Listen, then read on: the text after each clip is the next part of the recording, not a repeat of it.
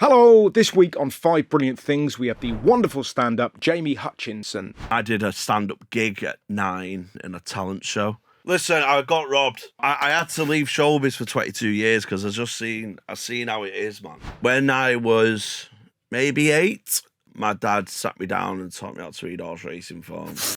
He was like, at Christmas, he'd give me, like, say, 50 quid and a card or whatever. He'd go, and you're betting that on Boxing Day. That's for you gambling that. I used to play Mock the Week at home and try and do scenes we'd like to see and try and come up with bits that way in high school. So That's quite a good thing to do. You'd find, say, Frankie'd come up with something you thought of. You're like, whoa. Yeah, do you know what I mean? Them sort of moments. So as a 14, you were going, Kerry Katona's vagina.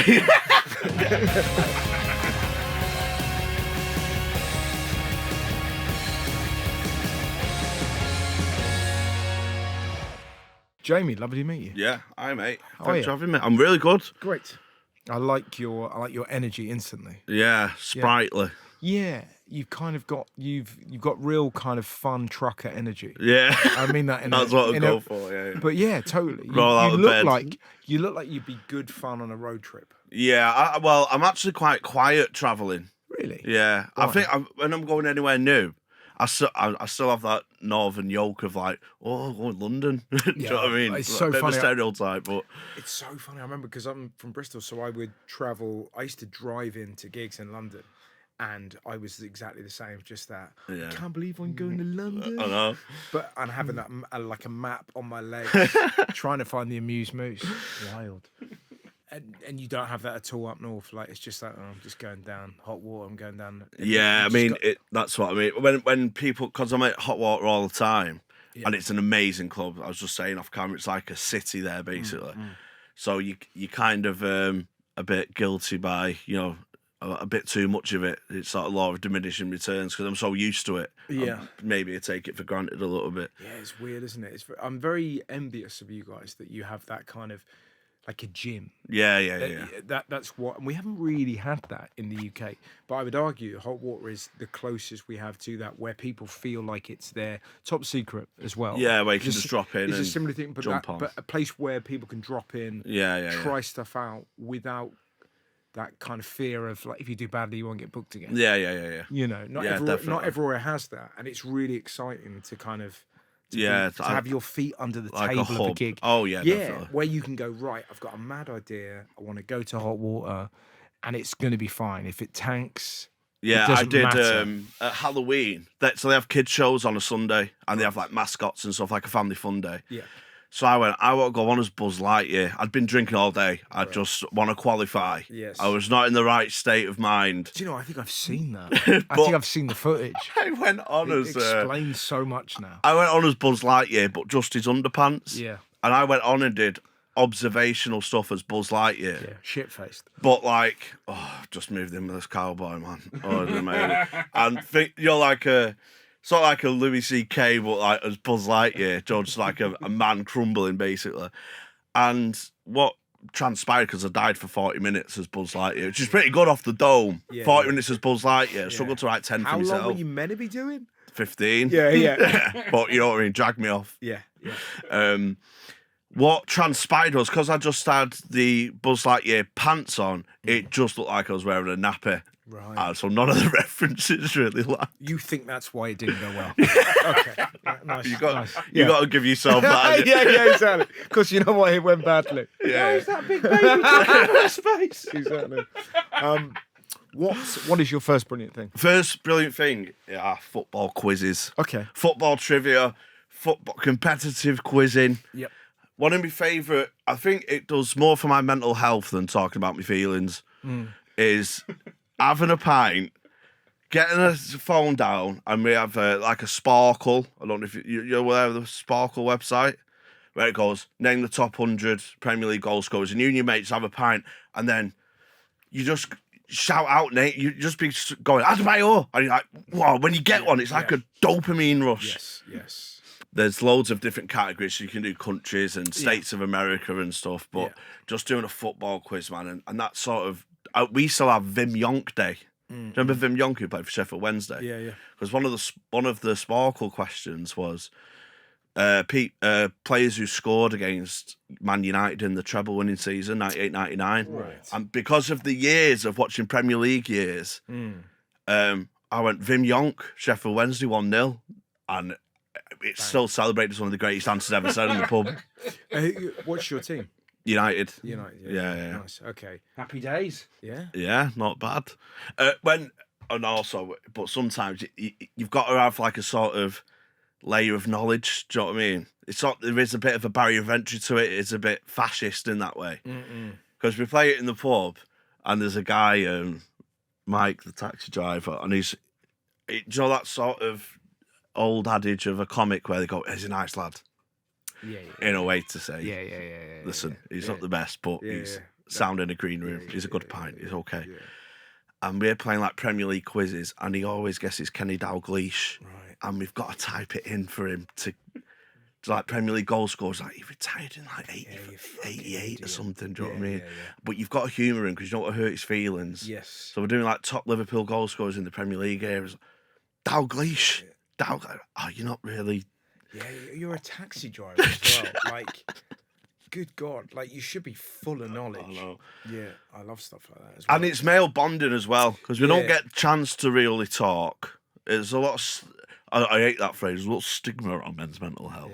But that just helps you because that does make you walk home with a spring in your step. Yeah, it's a bit like, have you ever seen like the Italian nonnas where they all kind of like meet up in a kind of town centre and they make pasta together? Oh, yeah. But they make the pasta and then they kind of chat. Yeah. And it's a bit like that where it's a football quiz and then the men chat around that. Yeah, it's communal and... It is. But I know you mean about that barrier of entry where my mate Liam knows so much about football. And then I've got like a 90s knowledge of football, do you know what I mean? So I can kind of pull out a sticking of Bjornaby if I need to. Oh, yeah. That's a good name, that. But... Oindvid Leonardson. Yeah. Brilliant, He's got innit? some good goals, isn't How good's football? Yeah. Names. But now it's that weird thing that my football knowledge now is pretty slim. But there's a 20-year period, I would say 90 to kind of... Yeah, I sort of mentally checked out when Fergie left. Yeah. I think because back in... I'm a bit like that with Klopp and Liverpool because it's I think when... It's a bit like you're following a band and you love the band and then the band go in a different direction. Yeah.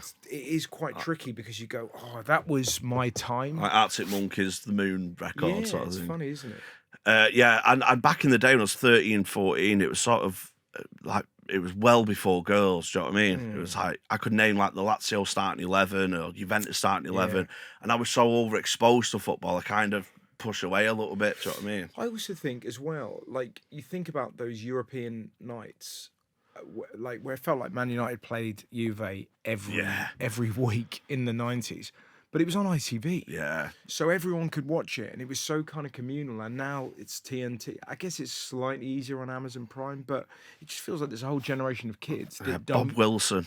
Yeah, that's who you want steering the ship. Remember Ron Atkinson used to talk about lollipops, and like, it was weird. Like obviously because of the racism, people forget he was also mad. Like not only was he a racist, but he was also mad and would say mad things. And his co-commentators had to act like that. Oh, look, he sold him a lollipop there. No one's ever said lollipop, you mad fuck. One thing I don't like about modern co-coms is when the commentator sort of negs the ex-pro. Like, you'd have been proud of that one, wouldn't you? I went, right, I get it. Lee Dixon wasn't the most flair of player, but he had like 30-odd caps for England. Yeah. He's a title-winning right-back. Have some respect. Yeah, a celebrity who shall remain nameless was negging a professional footballer at a charity football game that I was at, and David James went, Phil Neville was fucking great, mate. And really put that celebrity in his place. It was a magnificent moment because all the ex-pros were kind of having a go at Phil Neville, And then this celeb joined in, and David James was like, "Not from you." Yeah. And it was a really I love that. lovely moment where you go, "Come on." Yeah. Phil Neville wasn't crap. That's like if a musical actor hits an open spot. Yeah. Whoa. Put your guitar away, pal. This isn't for you. It was really sweet. There was something quite nice about the fact that Yeah, he was looking after one of his own. Yeah, definitely. Really. Okay. I'm with you completely. They quizzes, football quizzes. A lot. Who's your dream? Like you've got to have 3 of you in a team. Who is it? 3 of me in the team. Yeah.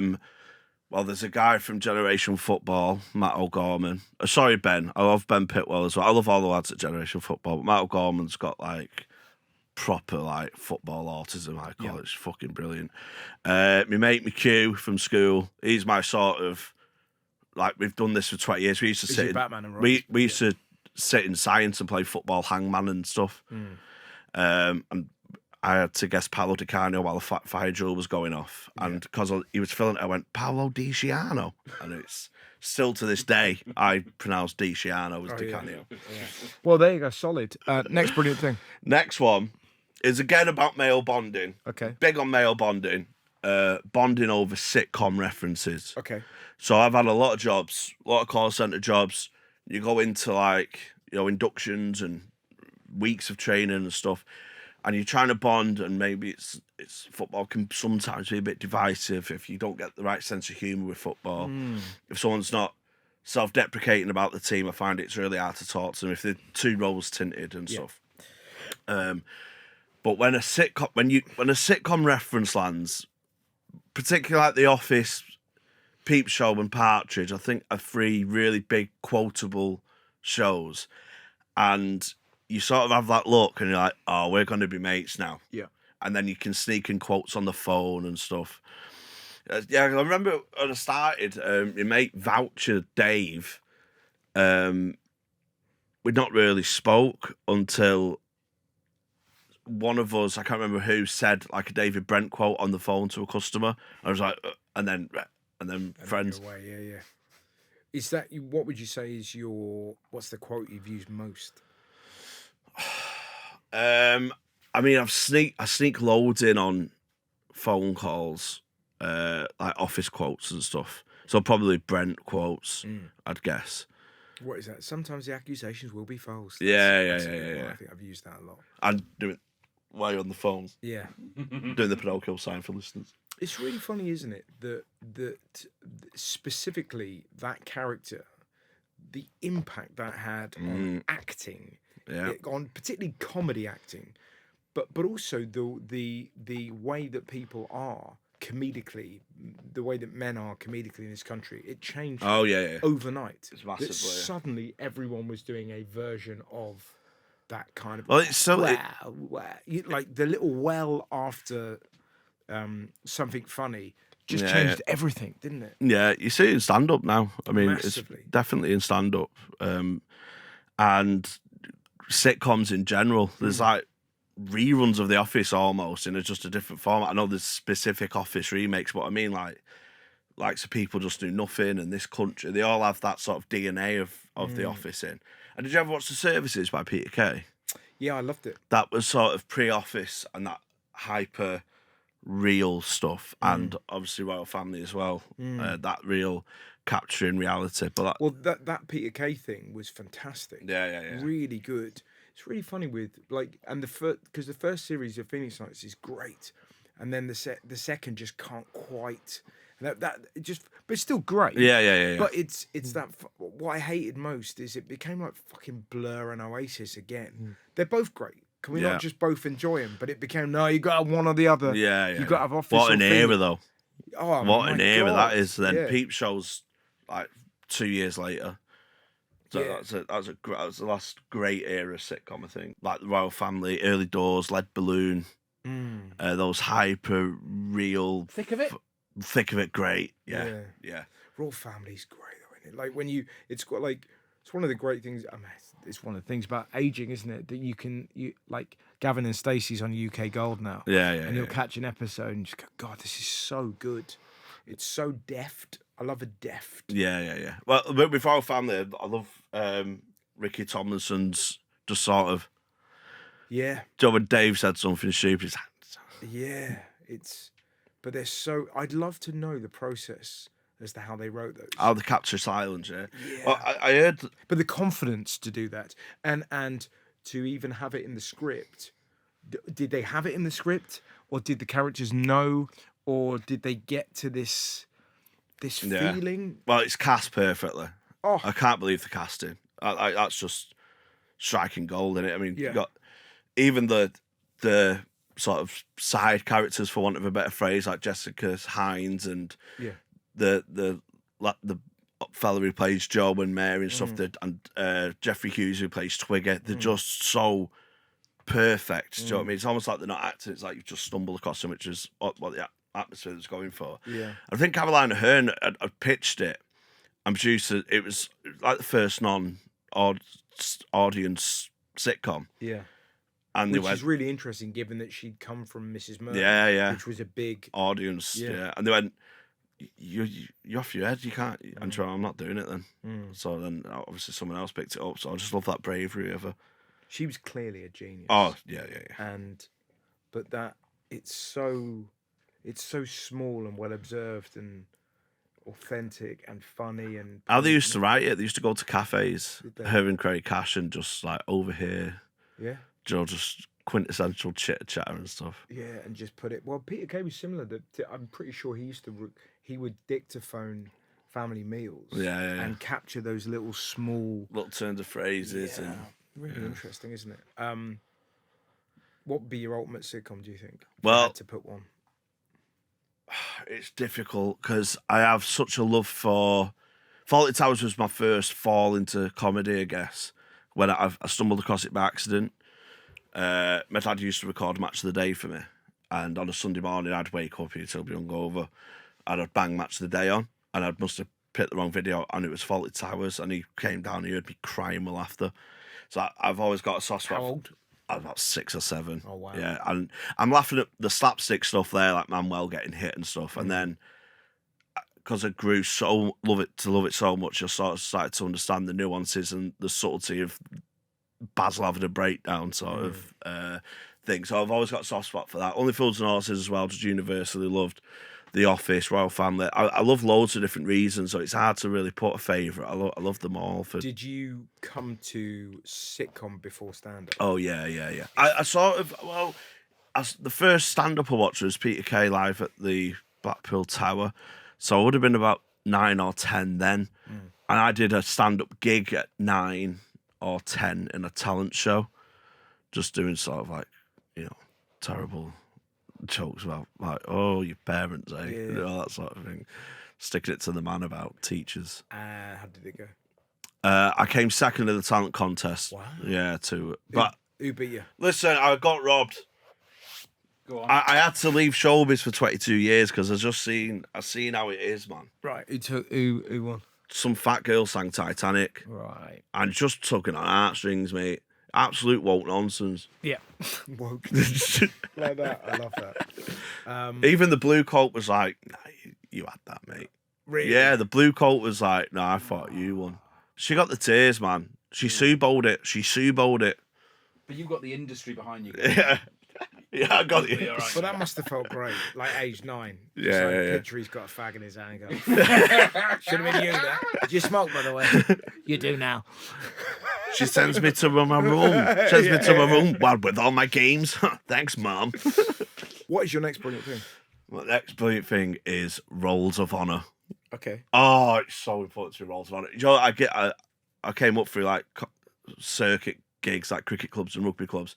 I always make a point of looking at the president's wall and the captain's wall, and I well up sometimes because I think, like, you see H.G. Wilson, 1888, and then H.G. Wilson, 1889, all the way to like 1904 and stuff, and you're like, he was the centerpiece of this community once.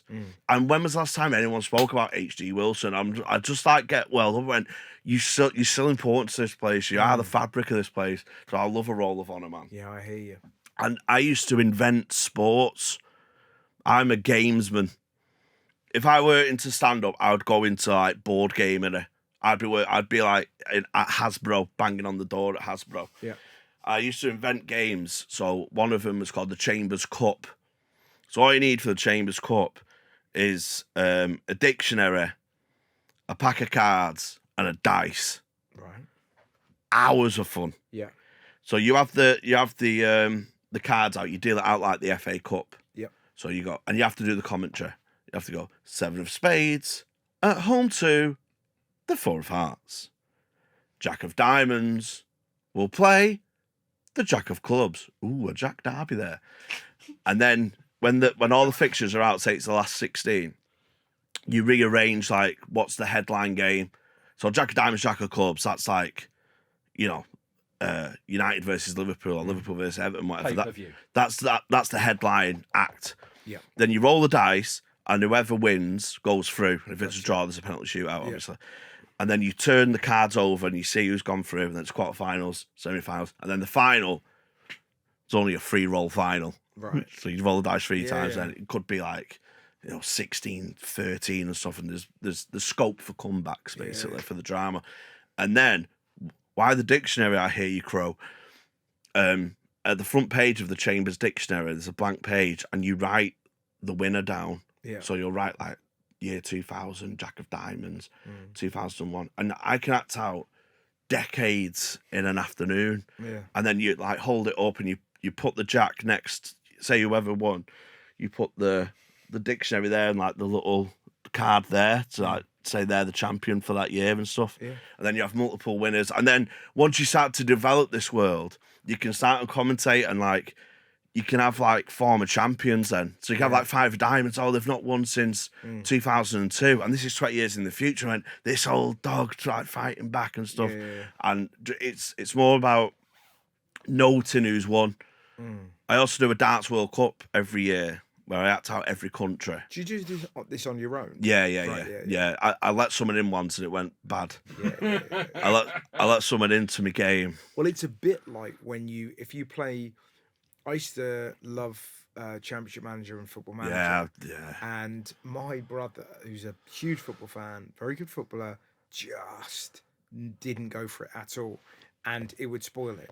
Yeah. But if you have somebody that isn't into a management simulation game, you can't have them near you. So, Jamie, you've documented you've got a mild interest in Football Manager. Yeah, I'm very, very big on Footy Manager, yeah. Well, see, here's my question with that, because I'm also all in. You know, when you retire, you do really well. You always retire to it's a beach house mansion, isn't it? Because I've always been so successful. What I want to know is, has anyone ever played it, been shit the whole way through, and then after 30 years, have they retired to like a shack somewhere because does that happen? Well, I play it, and I don't just play the game. I am the man in the game. So I would start off unemployed, no coaching badges, and work my way up. And on FM24, I couldn't load it up because I was going through a divorce in my game. In my mind. Oh, in your mind. In my I mind. was going to say that's not a button. But you're like you do you know what I mean? Like you can click trophy hoarder. You can't like shagger. You have the options come up. Please come back. Yeah, exactly. Let me see them once. Exactly. So I was He's managing at McDonald's every Sunday. Click. I was managing a team in Portugal, and the kids were settled. Yeah. They had a nice little school in Algarve, private. Yeah. All settled, and I got the phone. I said, "No, I'm staying in Portugal. I'm going to stay at this club, mid-table club, and then hopefully get Benfica or Porto or Sporting Lisbon." I get a phone call from Atlanta, and I went, "Babe, I have to go. It's my dream. It's Champions League. Yeah. I don't want to uproot the kids, learn a new language." And I moved to Portugal. During that time, the relationship was frayed. Obviously, I was flying back to Portugal during international breaks and stuff. Was she violent? She wasn't violent, but she was seeing Mr. Fernandez. Yeah.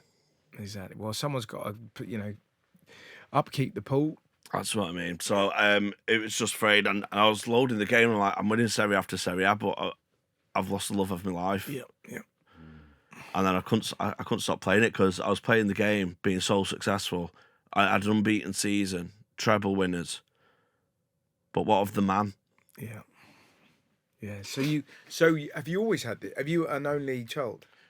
No, but my brother's like 7 years younger, and I have a cousin that was born a few days after me. So we were sort of like twins growing up. Okay, that's it. But that's what I mean, because clearly you have very imaginative. I just wonder whether you're an only child that you would just. So I made my cousin who's sort of like a twin. He was a bit more boisterous and adventurous and normal, for want of a better word. I invented the Wolfpack game, which was a football five-a-side game. Oh yeah. So you have different team names. There's like 8 teams in the league. They play a league, and then they have a playoff season at the end, semi-finals and final. I always took. It's wrong to call it Wolfpack, to be honest. I did what every poor game administrator does. I got to love a favourite, and that's poor from a game admin side. Right. You've got to be ruthlessly cold, and I just couldn't help myself. I was loyal to them. And it was a mix of 3 current players and 2 legends in the team. So you could have, I mean, back then it could have been, I don't know, David Seaman, Franz Beckenbauer, Patrick Vieira, Roberto Baggio, etc. Yeah. Lovely team. And then you George Weah up front. and similar, you roll the dice and you see who wins, and you get 3 points, 2 points, 3 points, 1 point, whatever. Gotcha. And then there's the top goal scorer league. So say if it was a 6-4, I'd have that as a 3-1 because I don't want it to be stupid. Yeah. And then you'd write down the top goal scorers, the top goal scorer award, and then the final again is a free roll final. And there was different names like Wolfpack, Gorton Rovers, like the place I'm from, and the arch enemy, TDQ. Oh, they was nasty business. Mourinho's Chelsea, Arteta's Arsenal, anything to win, scumbaggery. Don Revie's Leeds, horrible. Yeah. Bremner in midfield, horrible TDQ. The dynamic quintet they was called. And Wolfpack and TDQ were just ruthless. And Wolfpack were like Keegan's Newcastle. All flair, but no over the line, no winning mentality. And they'd always come in second. And it was a 2-roll final. Wolfpack got 10. We're home and host. They got 11. I couldn't believe it. Yeah. I couldn't believe it. So my cousin knocks on for me to come and like play out and stuff in the summer holidays. And my mum went, "Yeah, he's in the back room," and I'm like, and I'm covered by like being caught like having sex or something. You know, the embarrassment. Yeah. I've just got reams and reams of paper and stats and all the. And you went, "What are you doing?" I went, "No, I was just this staff game I made up. You won't be interested." He went, "No, go on, tell me." And I explained. He went, "Wow, that's amazing. Are you mad?" I went, "Really?" He went, "Can I roll for the away team?" I went, "Oh my God, I've got a friend. Wow. Someone's in." Yeah. So he rolled with it. He went, "Oh, good old Wolfpack, man. They always get 9s and 10s but never win. It's just like a mint narrative, innit?" And he went, yeah. He went, "I'll come round tomorrow and play it." So in the night time, I converted my bedroom to a Wolfpack gift shop. So I got all printer paper. I was drawing flags. 1999 reduced to 9.99. Must go. And I just had sheets of paper with Wolfpack t-shirts and Desai giving the thumbs up. And I got my chest of drawers and turned them around to make it look like a till. And I was putting up some of my clothing as if the merchandise and stuff. And he went, "Should we play Wolfpack?" I went, "Yeah, let me show you this." So showing him my gift shop. He went, "What the fuck are you doing?" I went, "Oh, you're not in, are you? You're not in as me." And that's the last time I let anyone into my games. No. Yeah, but what an amazing. Do kids still do that now, or is the iPad too powerful? But can it? But that's what I mean. If a kid has nothing, a kid can do that. Yeah. And there's something really exciting about being bored. That your brain goes, right, I'm going to create a mega world. Imagine if he was like, "What are you doing? A Desai t-shirt for 15 quid? That's underpriced." Yeah. Ron Atkinson fuming. Yeah, exactly. Get him out. God, I love that though. What a window into a world. What is your next brilliant thing? My next brilliant thing is commentary, but I think specifically horse racing commentary. Right. I love horse racing commentary, and I sent a couple of examples across. I don't know if you watched them. Dan's seen them. Yeah. Shall I play a bit of horse racing commentary in so that we get the context of the kind of thing you're talking about? Yeah. Right, so it's this kind of thing. Yeah. And the leaders are a long way clear. Set sail, and also on the outside, the other one, Grand Ducal. They're about 5 in front now of Stassolita. He's getting up on the inside. I'd see the stars. He's got 6 or 7 lengths to make up. He'll have to be a champion. Stassolita races into the lead now. 2 in front. He is a champion, I reckon. He's got the run now in the centre. He's out after the leader. He picks up Stassolita. He powers clear.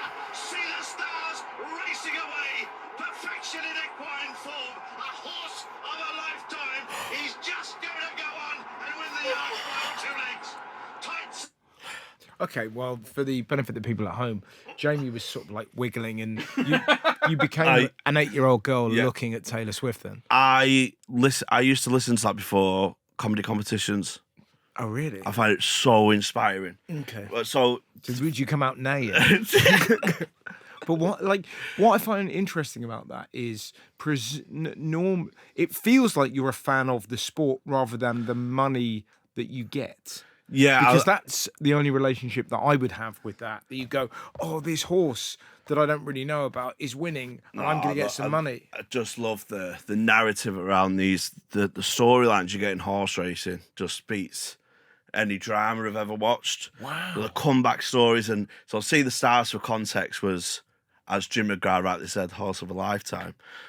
He had this perfection in equine form. This fantastic season, and he's in the Arc de Triomphe, which was a big race in France, and no horse had won the Guineas, the Derby, and the Arc, so it was going for something quite unprecedented, and it was favourite, and it was trapped on the inside, and he goes, he'll have to be a champion from there, you know, and Stassolita goes, Claire, I think he is, you know. I was like, wow, that's just, how does that not make you go into battle?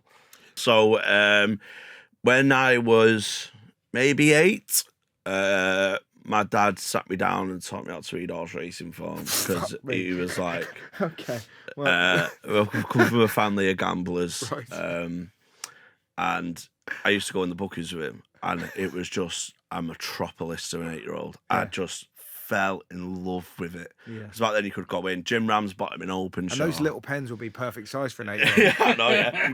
Get a few of them home for me, Chambers Cup. Yeah, exactly. Yeah, absolutely. And there was something that ignited in me, these horses, and was it also like a shared experience with your dad? Yeah, and being invited into the adult world. Yeah, and my granddad as well. Yeah. So we'd pick a horse. I'd get like my spends, and I could gamble it. Wow, really? Bloody hell. And at Christmas, he'd give me like say 50 quid and a card or whatever. He'd go, and you betting that on Boxing Day. You're not getting any nonsense like clothes or anything. You can't. That's for you gambling that. But he very much wanted me to not just pick names. He wanted to like read about the horses and why a horse may win and try and solve the puzzle. And just these horses are so tough and resilient, and they come back from like that. A couple of the other examples and Kato Star is still the king, where it was a champion, and then it's kind of getting a bit older, and there's a new pretender on, and today's his day. Yeah, he won again. Federer. Yeah, like Federer. Yeah, and just that longevity in sport and sporting greatness, and how the commentator in the speed of a horse race picks up on so many things and portrays the narrative. There was one there that I did. Relentless, remorseless. The answer is Denman, because this is like Ali, 2008 Gold Cup. Denman, Courtal Star, Ali, Fraser. It was divided families. My dad was Denman, I was Courtal Star, and it was so hyped up. It was hyped up, honestly, like a pay-per-view boxing fight. It was like Pacquiao Mayweather, just really, really hyped up. Irresistible force, immovable object sort of thing. And the answer is Denman encapsulates what the whole season was about. Do you know what's really interesting? Is I was thinking as you were saying that, presumably racing commentary is still like that now, because football commentary has changed so much, even since 2008, but certainly since the 90s, where there, maybe because it's on the radio, there is more effort in articulation and trying to give us mortals a line that will go with the memory that is so perfect. And that doesn't exist anymore. Like, football commentary is so bad in comparison to where it once was, but there are no wordsmiths. Well, I found that about Peter Drury. I thought he tries too hard to do that. Yeah. Whereas these nuggets of information, they're not necessarily always poetic, but it's just beautiful. And the ability to sit in silence, and I find that with stand-up as well. Silence is so powerful, even in commentary. Joe not speaking over it, like, say, Gareth Bale's overhead kick in the Champions League final, or Zidane's volley. Let that breathe. Like, Tills is great at just let that breathe there. Do you know what I mean? And letting it breathe, so powerful for a big moment. There's different versions of those races, obviously, because of the worldwide races, and it's just not, it doesn't ignite to me anymore. But before big tour shows and stuff, like the first night of the tour, I'll play loads of horse racing commentary. I find it really inspiring. Yeah, no, I hear that. But it's interesting how it kind of, like you were saying with sitcoms, also with commentary. So me and my brother, so when we were kids, scoring, playing football, playing headers and volleys, playing, Wembley, if someone's got a really good goal, you'd turn to each other and just go, well, you have to say that's magnificent. Yeah. That was said, that was the English commentary after Maradona scored that goal, because he'd obviously done the handball and they'd been fuming about it. Yeah. And then just, you have to say that's magnificent. I played snooker quite a bit with my mate before, my podcast co-host. We played snooker quite a bit, and we always gone, well, he's been battling addiction problems, John, but you can see he's starting to fall in love with the game again. Yeah. Just made me to I love commentary, man. Yeah, it's funny, isn't it? But that's what snooker commentary is great as well. But I think the key thing is it never used to be cluttered. And it feels cluttered now, football commentary, where you're getting three voices, and then let's go to the ref. Yeah, I know. Who cares? I know. Would you have given the red card? Well, yeah, because of the rules. Shut up. Yeah, No they one do cares. that a bit in horse racing. Right. Although there's a fantastic, I think he's the best pundit in sport, Ruby Walsh, the best jockey of all time, arguably. And his analysis is like what Carragher used to be, like quite really analytical in terms of things that you didn't really understand. Because you don't really understand the mechanics of horse racing, of course. I like it as a sport, but only on like a pretty fairly basic to intermediate level. So they cut to him during the race, and our horse is settled, how it's jumping, and that's quite insightful, as opposed to getting Mike Dean on, do you know what I mean, and going about sub-laws and stuff. I'm not bothered, but just want to say it's handball. Yeah. And feel done by for a bit, It's crazy though, isn't it? That being said, I do like, what I love about Gary Neville, I like it. Like you'll get quite a few of those, and it's after a nasty tackle. He's in trouble. I do it when, say, if I've come in worse for wear, and I've got plans with my girlfriend the next day. She goes, well, we're not going shopping now, are we? Oh, he's in trouble. And then she'll show me a text like, you said he's coming home at midnight. I go, if you pause it there, that's when he should have come home. He stayed for another pint, and one pint turns to two. Yeah, exactly. What is your next brilliant thing? My next brilliant thing is breaking news, and this is a gone art, lost to the Renaissance, gone forever, done. Social media's ruined one of the greatest things on earth, breaking news. Okay. And obviously it started off in America, and I think Kennedy was the big first one. But it's that idea of Dermot Murnaghan holding the nation's hand and collectively, quietly sitting us down and telling us, Princess Diana, the Princess of Wales, has died in a car crash in France. Just that, whoa. I'd love Dermot Murnaghan to tell me I had cancer. Just that. Jamie, unfortunately, you've got stage 4, you've got 8 months left to live.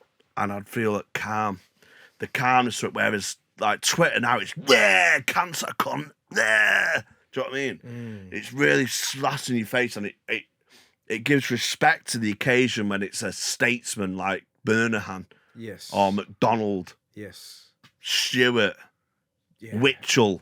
It's funny, isn't it, that there's definitely a nostalgia to some of the things that you're picking, but the common denominator between them all is kind of reverence, Yeah, and silence. yeah, maybe, yeah. Wow, I didn't really think of it like that. It's interesting. I like the respect for the occasion. But also the shared kind of like the communal reaction to things. I remember when Diana died, it was classic music on the radio every single. Do you remember that? Every single network, and it feels like there are very few things that we do communally now because everything is so fractured. Yeah, and they have like things that used to have. I don't know if they still have it, but they used to have things like London Bridge, didn't they? London Bridge, Queen's died, or the monarchs died, or presidents, been assassinated or whatever, and it's just too instant now. And I just love how the importance of it's delivered. So I always compare Dermot Murnaghan with my stepdad. Classic. The way my stepdad delivers news really fucking annoys me. Right. So he could have heard something 5 minutes before you, and he'll act like Reuters.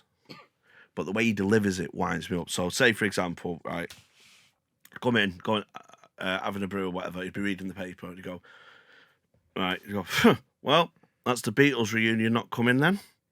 Why? Not heard? Lennon dead. See, Do you know what I mean? Like you knew 5 minutes before me.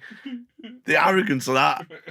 but is there not a world in which just to mix it up, that style of newsreader do you know what I mean?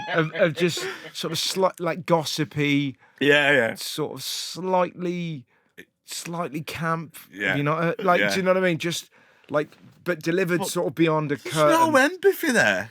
No, but there's something quite fun about it. But imagine like but it's so small as well. A detective knocking on the door. You won't be buying cat litter anymore. Yeah. Not heard. Cat dead. Yeah.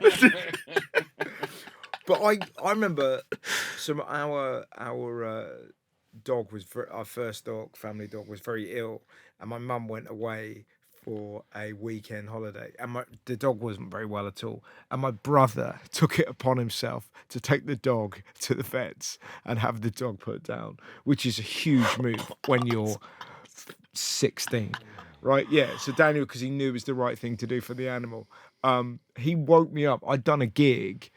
So no, he'd have been. Is he younger though? He's younger, so he'd have been 18 and I was 20 because I was doing stand up then, and I think I'd just been at Lincoln, so I'm like still in bed at like one in the afternoon, and he woke me up with this line, like, Bonnie's dead, just that, Bonnie's dead. That's what I mean. It's similar. Yeah, I don't mind it. I like it's so abrupt. Yeah, not heard. Yeah, but that's what I mean. Like There there should be a TV show called Not Heard. Yeah, not heard's a good one, isn't it? And you just sort of sit there and you go, no, I haven't heard. The BBC have got a really big problem with breaking news on their hands. Why? Their archive, because the biggest news of the last 10 years, death of the Queen. Yes, Hugh Edwards. The only footage the BBC have got for their breaking news, of course, is an offender. Yeah. So they can't be the ones that everyone uses now in the reels. You know, that will be watched forever. Yeah, and it'll always be, is it Tom Brady? But isn't it the wild thing? And yeah, and he is garrulous. But what's interesting is it becomes a financial thing, doesn't it? So therein lies the pickle, that the news is about money. Because I think when they did, what was the name of the Panorama director that edited the Queen out of sync? Leibovitz, was it? I think it was. Anyways, so basically they did this sort of documentary about the Queen, but they put bits in the wrong order to make it look like she'd done something that she hadn't done. So they kind of edited and doctored it. But the knock-on effect of it is that the royal family no longer did their first interview with the BBC. They did it with ITV, and apparently that cost them like millions because they were reselling all of it.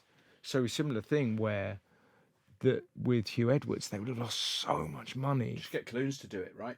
While he's in the makeup. Yeah, that's a good point. Yeah. That was a good get for Channel 5, eh? Is it on? Yeah, it's weird, isn't it? Fair play, man. Yeah. I've not watched it yet. No, but I think Channel 5 scared me off a bit. yeah, it's an odd one, isn't it? Because he's definitely like because it's just Jane McDonald and him, so it's a huge jump. From Big Jane McDonald. But it's good casting because Edwards definitely counts as a man behaving badly. Very good. There he is. There you go. I didn't know you had that in the chamber, but you locked it off. I tell you, he's good fun. Neil Morrissey. We should get him on this. Good God, have you ever met Neil Morrissey? No, he sounds like my kind of guy. Yeah, he's great fun. Great fun. He played my dad in a sitcom that I wrote with my friend Steve, and he's a good actor. Oh, he's a great actor, but he's really good fun. So we had a barbecue, and he rocked up with a bottle of whiskey, did that, and told many stories. Yeah. Like when you kind of like, it's like warming yourself around a fire. Because this is a podcast, you can retell any of them right now. Nope. No, you got to give Morrissey an amnesty there. Yeah. Not heard.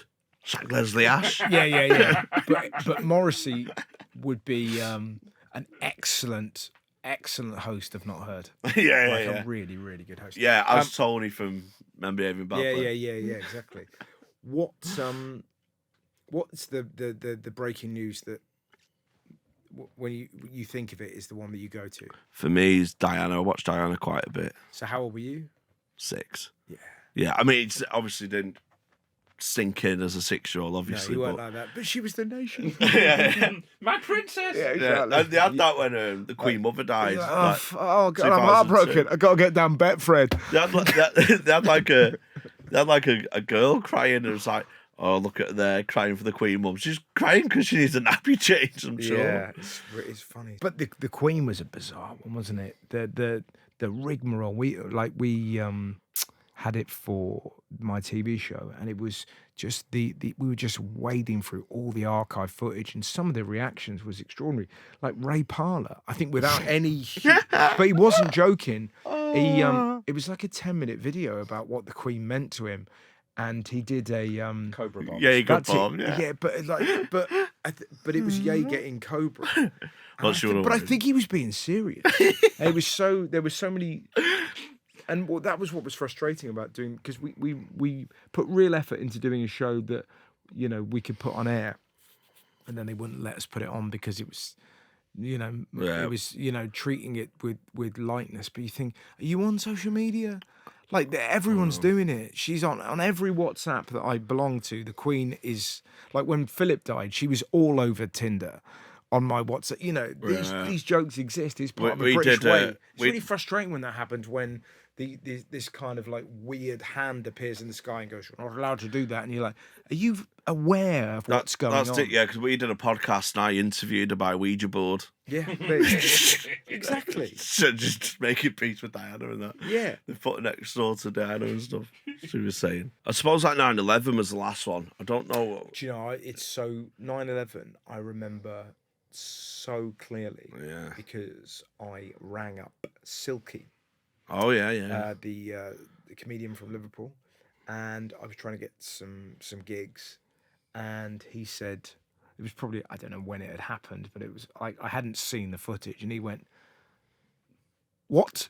And I went, "I just want to do some gigs." "What?" And I went, because I did that gig, went quite well. You said I could. You gotta go to a television. I kind of went to the TV. I was like, haven't you heard? Yeah. And haven't you heard? Yeah. Towers gone. Yeah. Both of them gone. Bang, bang.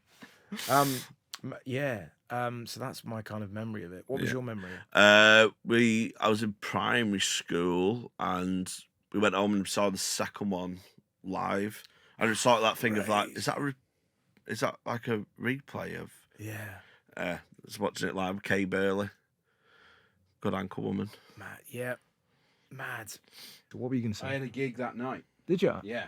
The Last Laugh in Sheffield. Yeah, the Mighty, and where it used to be in the Lescar. Yeah, at the Lescar. Great gig. And I always do my work in progress in the Lescar because it's just a lovely sweatbox. It's the best. It was the best. Is it still a gig then? Yeah. So Who runs it now? well, so Toby, but I think his daughter does the Lescar and stuff. So yeah, I think.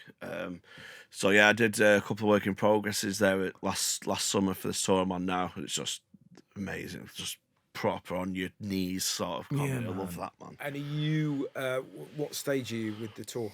I've done like 15 shows, I think, 14, 15 shows. So is it settled? Oh yeah. Great. Yeah, it's nice. It's a good show. Enjoying performing it.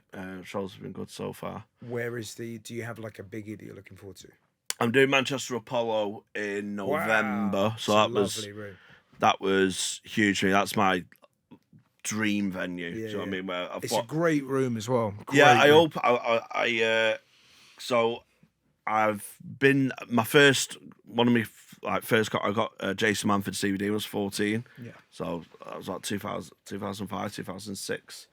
And that's when I was really sort of like, oh, I want to do stand up. I used to play Mock the Week at home and try and do scenes we'd like to see, and Joe, the stand-up segments that you'd get, Joe, like family and stuff, and try and come up with bits that way in high school.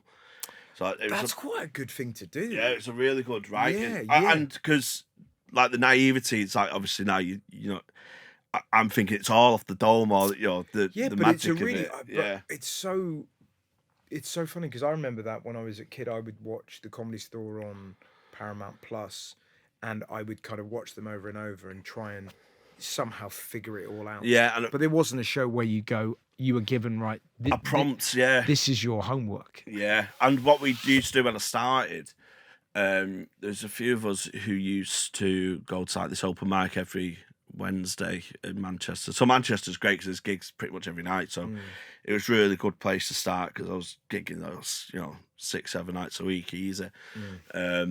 And we'd give each other subjects. So we'd have broad supermarkets, weddings, or whatever, and then we'd have to do 5 minutes on that topic for the week after. And maybe 30 seconds would survive, but that's still 30 seconds. Do you know what I mean? So games like that was great fun to do. That is who came out with that? What a great idea. We just sort of did it together. We just sort of had like a little collective. So would you all write like the theme is weddings this week, or you were all different things? Sort of draw names out of a hat. Like we'd all pick a subject each, and then you'd draw it out, and you can't. Tell you what, if there's any budding stand-ups listening, that is a brilliant suggestion. And you'll find, honestly, that's one of the best things I've ever heard. And don't throw the baby out with the bathwater, because you can do 5 minutes on supermarkets and 4 minutes 20 as shit, and you go, well, nothing on supermarkets, but it's 40 seconds of gold in there. Yeah, but it's more like you say, the prompt, and particularly when you're first starting, you kind of don't know. The problem is because you can talk about everything. You end up talking about nothing. But if you're given a specific limit, that's why Mock the Week was good, because and I weren't doing it as sort of I did want to be a comedian back then, but I weren't doing it as like this is my training. I just found it fun to like see if I could, and then you'd find, say, Frankie'd come up with something you thought of. You're like, whoa, do you know what I mean? Them sort of moments where one of the comics on there have said something you thought of as well. Do you know what I mean? So as a 14-year-old going, Kerry Katona's vagina. There was one particular series, she took an absolute mauling. He got an obsession with Kerry Katona. Nobody knows quite where it came from. But yeah, wow, what a cool thing. I really enjoyed that, James. Yeah, thanks for having me, man. Thank you so much for coming on the show.